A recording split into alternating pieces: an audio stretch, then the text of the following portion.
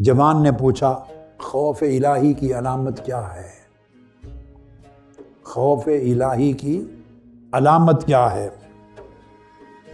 تو شیخ نے جواب دیا اس نوجوان کو، بیٹے خوف الہی کی علامت یہ ہے کہ اگر کسی کو اللہ کا خوف نصیب ہو جائے تو دنیا کے ہر خوفوں سے بے نیاز ہو جاتا ہے۔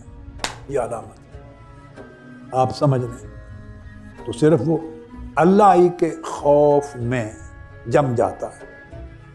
یہ بات سن کر وہ جوان تھا، اس کی چیخ نکلی اور بے ہوش ہو کر گر پڑا۔ ہوش آیا، دوسرا سوال پوچھا کہ بندے کو یہ یقین کب ہوتا ہے کہ اسے اللہ کا خوف نصیب ہو گیا ہے؟ فرمایا جب دنیا کی لذتوں کو چھوڑ دے، جب دنیا کی لذتیں اسے مزہ نہ دیں اور دنیا کی لذتوں کے پیچھے مارا مارا نہ پھرے، تو بس دنیا کی لذتوں کا جب ذوق ختم ہو جائے تو سمجھے اسے اللہ کا خوف نصیب ہو گیا ہے۔